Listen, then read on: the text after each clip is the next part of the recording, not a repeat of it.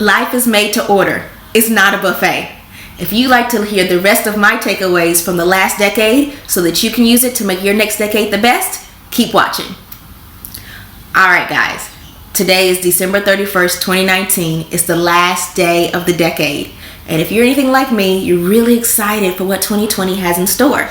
I know I am. And I always am when it comes to the new year. But something about our new decade just makes me really reflect and think about what I've learned in a way so that I can really reposition it to make the next decade even better.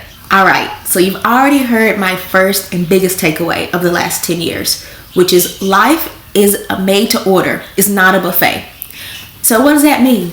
That means that most people think that life is this smorgasbord of information where our role is just take a little bit of this and a little bit of that, and hopefully the mix will turn into something that we actually love and desire.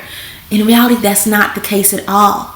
In my experience, I've made the most progress when I narrowly focus specifically on what I wanted and to the exclusion of everything else. It means that it's up to us to create the life that we want and really determine what goals that we have and make deliberate intention and actions in order to bring them into reality. So for me, I've made a lot of progress once I decided this is specifically what I want and I'm going after it. And I encourage you to do the same. So with that, my second biggest takeaway is to ask for what you want. Nobody's a mind reader and no one can give you what you want unless you ask for it, right? And I know in my experience, the best things didn't just happen by accident. They really happened by deliberate intention. Number 3, focus on the trail. What's a trail, you may ask? Well, in finance terms, a trail is the long-lasting benefit that occurs after an investment. So it's like a trail commission. So it's like a reward that you get for being in an investment over the long term.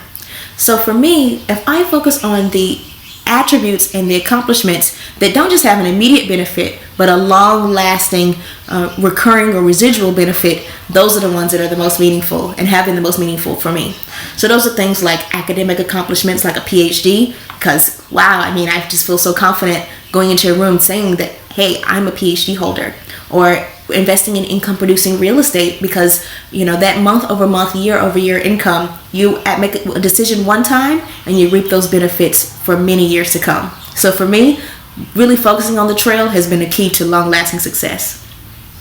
Number 4, relationships matter. I was an only child, lone wolf, independent thinker, independent person, right? I'm like, I don't need anybody. I'm just going to go and do my own thing. Well, in reality, there's an old African proverb that I heard one time, and it said, if you want to go fast, go alone. But if you want to go far, go together. And relationships are very much like that. As human beings, we are relational beings. And I know that I've gotten the most benefit from just sharing the human experience with another person. It brought a lot of support and a lot of joy. Right?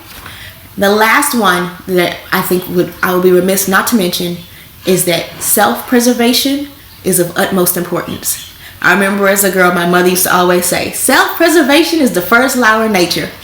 And she's right, because really and truly, you cannot pour into someone else if your cup is empty. So what takeaways have you made over the last decade? And what have you learned that you'll be taking into the next 10 years and the next decade to really make whatever your goals are that much more impactful and meaningful for you going forward? So let me know in the comments below.